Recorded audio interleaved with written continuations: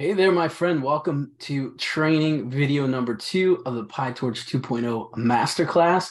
So the first question I have for you is, did you do the challenge from the first training video? And I want to see what you were able to do on LinkedIn. Did you post your understanding of the differences of 2.0? And, I know that a lot of you are like, just give me the technical information. Like, I want to know how to do this. But I can't stress enough how important it is to take some sort of action. So if you didn't post it, that's fine. I'm just teasing you a little bit here. But I want to let you know that doing that action, taking action like that, uncomfortable action, is really what makes things stick. So get used to that. My advice to you in life is to get used to uncomfortable action. And that's what I'm going to do in these videos and all of my training is I will challenge you to take uncomfortable action because that's how you grow. That's how we all grow. Okay, so let's talk about a couple other things in this training video. This training video is about development with PyTorch 2.0. And what are some of the downsides of 2.0 and what should you look out for? Okay, now I know that some of you are going to be, hardcore PyTorch users. You would have written code, you want to deploy code, you probably have a lot of code written. You may have trained very large neural networks with that code on GPU clusters and so forth. There are other folks that are watching these videos that are just beginners, that are just starting out. Okay, so I want to address that separately. And I want to let you know that if you're a beginner and you're just starting out, you don't really have to worry about 2.0, right? Don't worry about the compiler. The compiler and 2.0 are there to increase the performance of your neural networks during training. So it's really a cost reduction, a time saver. It's an optimization on the lower level in the hardware, from a hardware implementation point of view, where you're going to optimize this thing and make it run high performance. If you're just starting out, don't worry too much about using 2.0. You can use 1.x, whatever version you're happy with, 1.13. That will serve you just as well. But I want you to, even if you're a beginner user, I want you to think about some of these things because sooner or later you may become an advanced user and you definitely want to know certain things about 2.0. So let's talk about that. The first thing I want to talk about is it backward compatible. So if you have existing code and you want to start using 2.0 to get better performance, is it going to be backward compatible?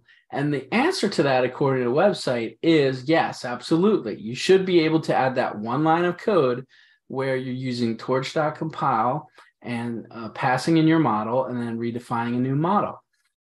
It should be 100% backward compatible with your existing code.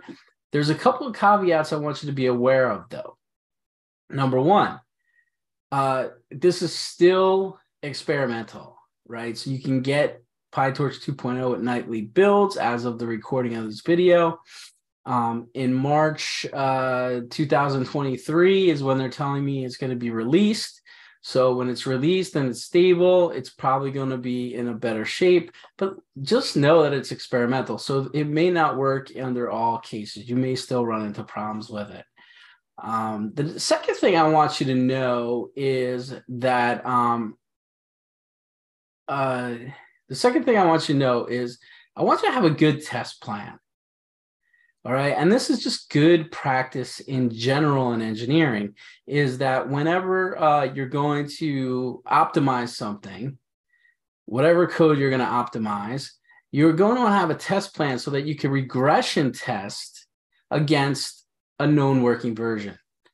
And in my career, I can't tell you how much this has saved me, especially when you combine this with code control, is go back, have a regression test that you can run as a sanity check to make sure that it's working correctly. So let me give you an example. One example would be, let's say you're doing, some NLP task and you're passing in some text data, right? You have a data set and you're passing in text data. Well, have a subset of data that you're going to use that's fixed, right? You don't want to shuffle this data. You don't want to randomize this data. It's a set of inputs that you're going to pass through your network during the training phase, and you're going to record the results. All right, so you would do that on your existing code, and you would look at the results, and then you're also going to do that when you modify your code to take advantage of 2.0. Right? So when you add that compile line underneath the hood, there's going to be a lot of optimizations that take place. You want to make sure that the answers that you're getting are going to be the same. Now, this is typically done in the test phase, right? Once we do inference, right? This is after the model is completely trained. But here, you also want to do it in the training phase. So make sure that you're setting your random seeds to a certain value when you're doing testing, and you want to make it as deterministic as you possibly can. All right, so that's one thing to think about, is what's going to be your test plan against existing code. Now, like I said, if you're just starting out, you don't have to worry about this because you're not talking about existing code. You're probably going to just start off using 2.0. All right, so that's one thing I want you to know.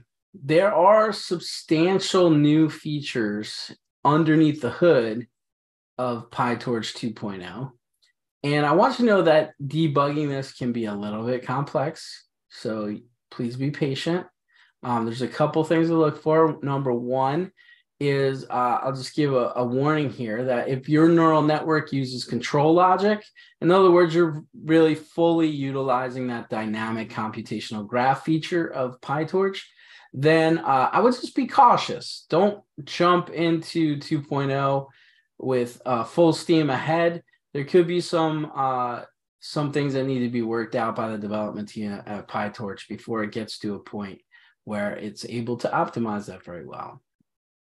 Okay, a couple of things you want to look for is, number one, what if your code runs slower, right? Maybe it runs more slowly than it did before. Now that's a possibility, right? All of a sudden you're expecting performance gains, but now it's actually running slower than it was before. Well, you want to debug that. And the good thing about 2.0 is that there are quite a bit of logging capabilities in 2.0 that you can use to kind of debug that. All right. The second thing you want to look for is, what if your code crashes?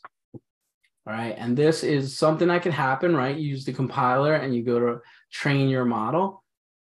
Now, so you get some error and it craps out on you, and you want to know, why is this happening? Why is this failing? Again, you can use the logging capabilities of the debugger. So like I said before, debugging is complex. There's many changes and many new features under the hood to make this compiler work. And debugging that is complex, but there is help. And the help that is focused on here is the logging capabilities.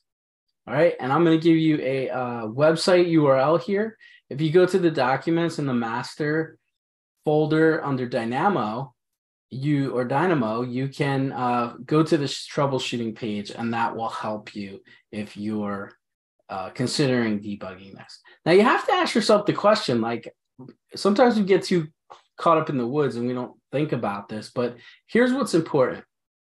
As you go through development, if you want to integrate the compiler and take advantage of the features in 2.0, you have to ask yourself, what is the cost benefit here, right? So you could have performance increase, but is that worth spending, 2 weeks trying to debug this? Or maybe you should just wait a few months until the stable release of PyTorch and then try it then. That's going to be your call. You want to consider that, and you also want to be able to justify that to your leadership, that this is where you're spending time, right? If you're going to spend two weeks to go and debug this, you want to make sure that it's worth it, that the performance gains that you're going to achieve are going to be worth it. So those are just some things to consider when you're developing a PyTorch code and you're thinking about using the features in 2.0. Okay, so that's what we wanted to say about development today. Here, I'm going to give you another challenge. Again, I want you to take uncomfortable action and I want you to improve and grow on this. So here's a challenge that I have for you. I want you to take a part of your existing code, and I want you to pick something. If you have existing code in PyTorch, pick something, implement the compiler, that one line of code, run it through, see what the performance looks like. Now, I want you to have a well-defined test of what this is going to do and see what the performance looks like. Then I want you to go to LinkedIn and I want you to post the results. If this, I'm not asking you to post anything proprietary, of course, you don't have to post code, but I just want you to mention something. Here's what I tried. I had this code, this PyTorch code, and it kind of does this. And here's my test philosophy or approach. And here's the results that I got. So describe what it is, what your approach to testing looks like, and what are the results that you get. Post it on LinkedIn. Make sure you tag me in it so I can see what you're doing and let us know that. That's your challenge for today. So do that within the next couple of days. In the third and final training of this series, we're going to go through an example. I'm going to run through an example using a Hugging Face transformer. I'm going to show you 2.0 in action, and we'll discuss that more. I also want to let you know that we have a big announcement today, which is that our PyTorch Super Challenge is now open. So you definitely want to check this out. I'm going to send you in your email, you have a link to this. Go to this and check out our Super Challenge. This is a really cool program that we have here. It's 4 weeks of in-depth training, and there's going to be weekly challenge tasks during the program. So this is a more in-depth program, and you can go through it whether you're a beginner or advanced, whether you want to use 1.13 or whether you want to use 2.0. No matter where you are in your PyTorch journey, we're going to meet you where you are. I'm going to show you everything you need to know about developing in PyTorch over those 4-week program, over that 4-week stretch. And I'm really going to push you a little bit to do some work and post the results. And I'm going to challenge you and push you. But I want you to see that you're able to do this, that you're building your skills, and you're able to demonstrate that you know what you're doing. And that's the whole point of the program. So I encourage you to check that out. That is open to you. I'd like to personally invite you to join us in the Super Challenge. Until then, look in your email inbox in the next couple of days for training video number 3. And we're going to show you how to use PyTorch 2.0. And I will see you there soon. So go ahead, go out, do your challenge, tag me on LinkedIn, and I will see you in the next training.